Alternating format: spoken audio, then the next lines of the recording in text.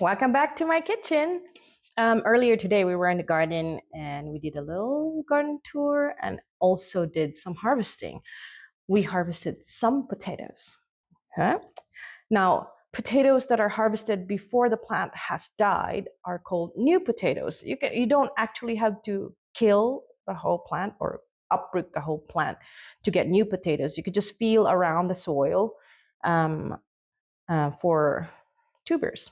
Now, what's the difference between new potatoes and potatoes that you bought from the store? Well, this one was probably harvested last fall. It came from a plant that's totally dead, so this is called the mature potatoes.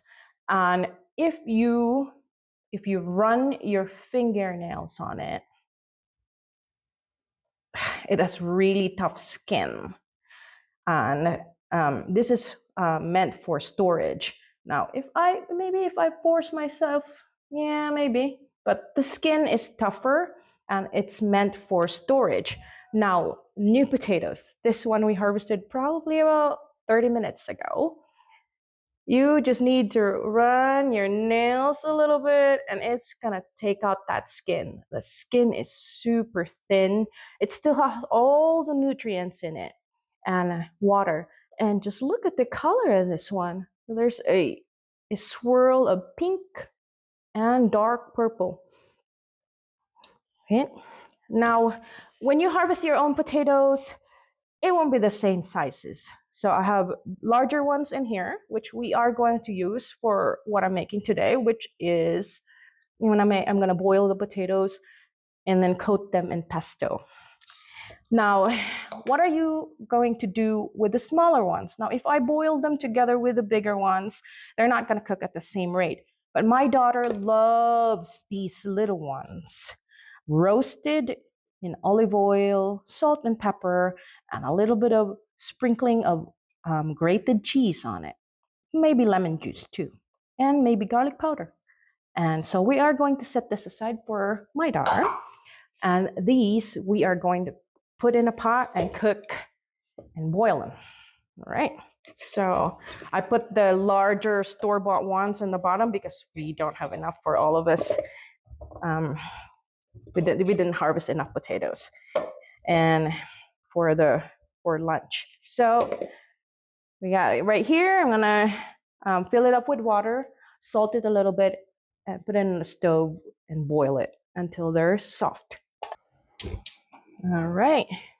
So we got the potatoes on the stove heating up. I'm gonna add some salt to the water because this is just gonna add flavor.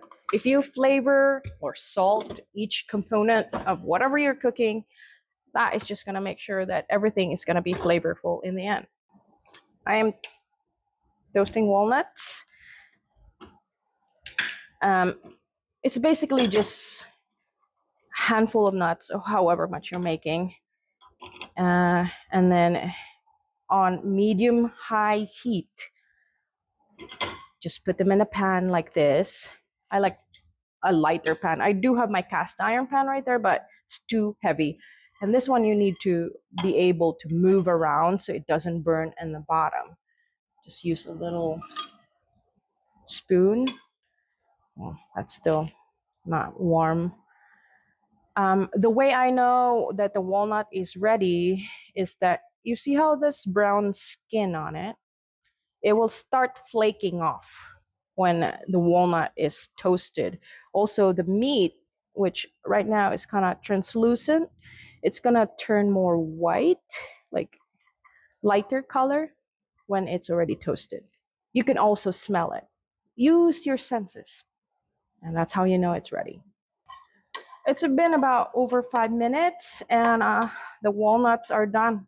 Actually, I was not moving them around so much as some parts are getting a little bit burned, but that's fine. So you could see the brown, some of the brown peel or this like coating right here is peeling off. So that's how you know it's done.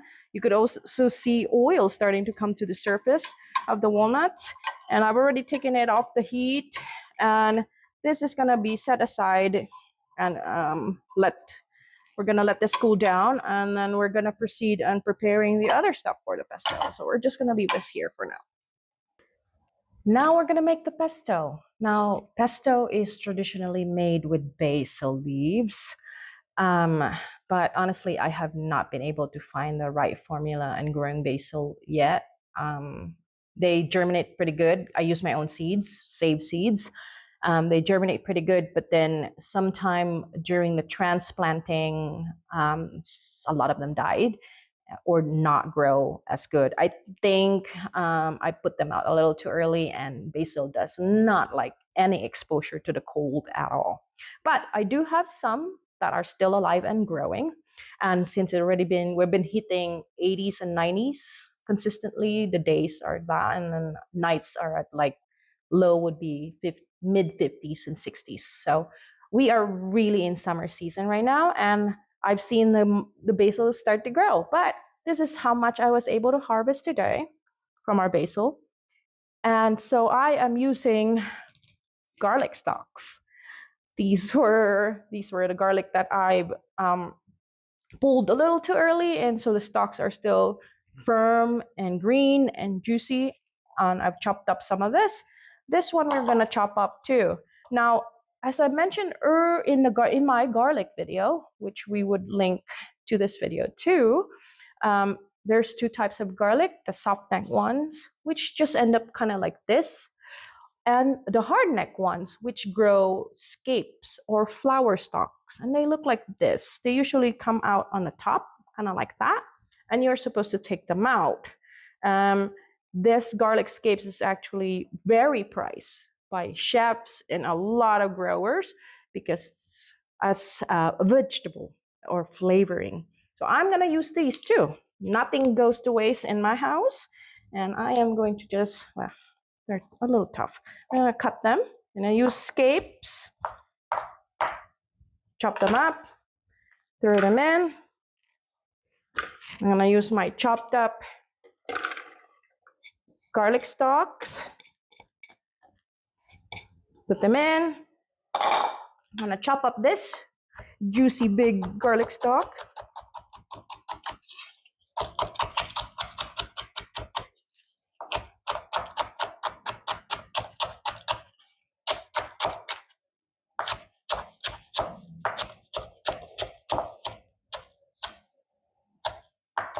All right.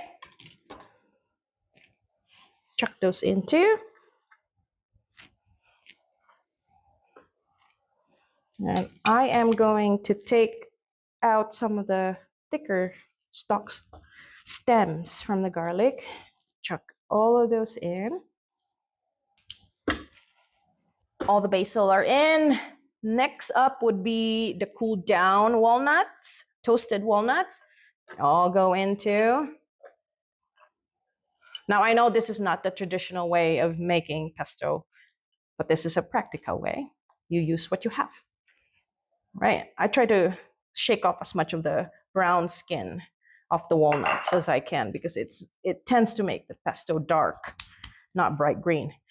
Now, have you ever seen a garlic clove as big as this? This was a garlic from my garden. It's fresh. I probably harvested this about 3 days ago. This happens to garlic that had not been exposed to cold enough.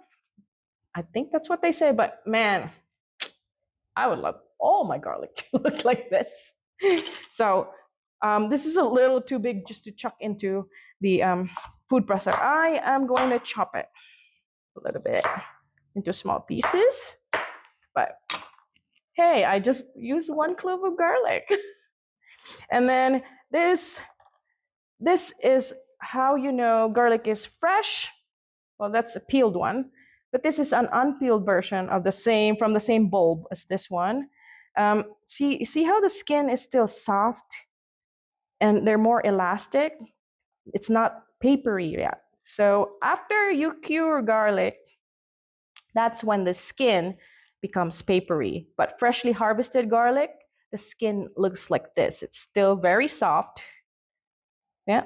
And like, yes, it's more like the texture of the leaves of garlic.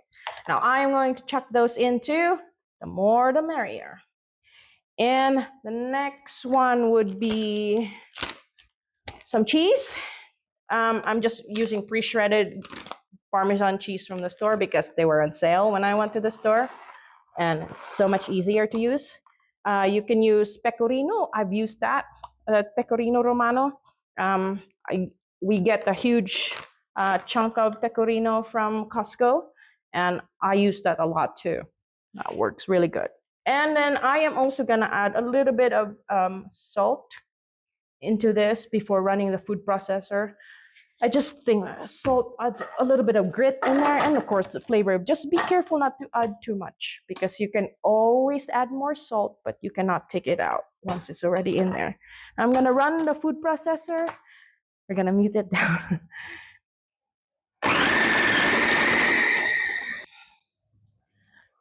Once most of the greens in the food processor had been shredded, I'm gonna add some lemon juice.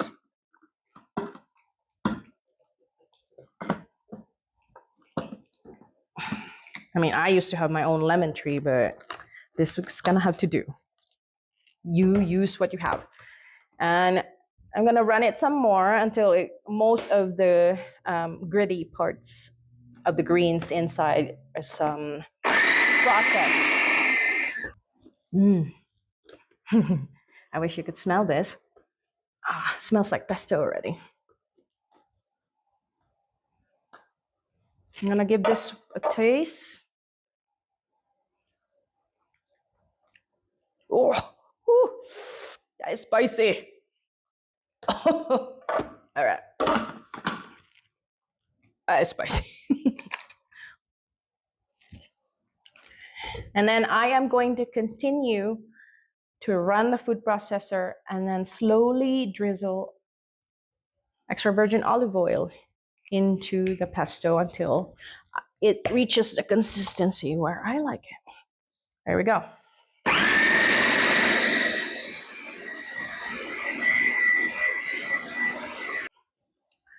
Our pesto is done. This is the consistency that I am looking for. It looks like we have quite a bit more than what we need for the potatoes today, but pesto freezes beautifully, and that's what we always do. I love having frozen pesto sauce in the freezer. And so we're gonna give it a final taste. I think I want a little bit more salt in there. A bit of salt. We're just gonna add that.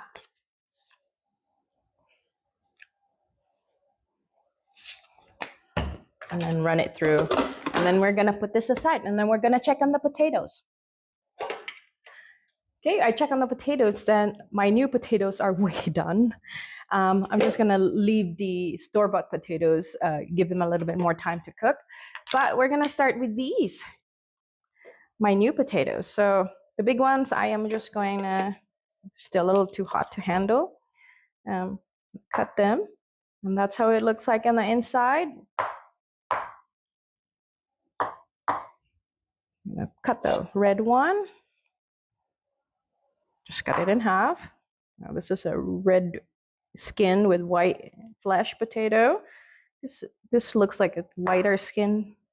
Okay, it looks more, there's a little gunky part in there. And this is the one that's super dark purple. Let's see how it looks like inside. Oh, look at that. Yep, super dark purple. Yep, I like colorful, I like growing colorful plants because the darker the color, the more nutrients they contain. Okay, and we are just going to put them into a bowl. This, just try with that. And then I'm gonna coat them with the pesto that we just made.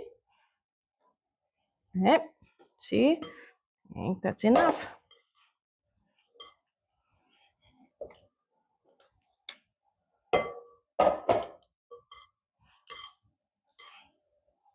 And there you go, very garlicky pesto coated new potatoes.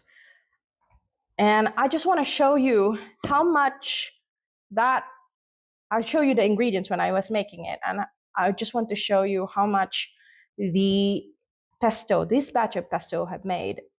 I made two, I have these two little containers right here. They're going to be for the freezer. And I still have this much left. And my favorite pesto, if I can't make my own, is the one that we get from Costco, which is like $10 a bottle. Look, I already got two containers, which is homemade.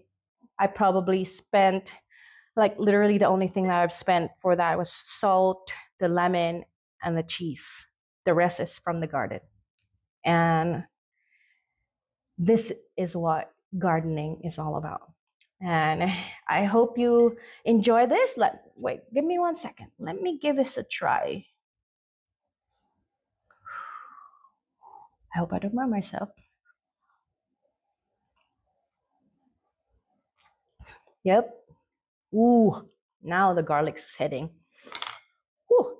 Anyway, I hope you give this recipe a try. I hope you give gardening a try. I hope you plant garlic. I hope you plant potatoes. I hope you try to make stuff on your own at home. And thank you for joining me today, and see you in the next one.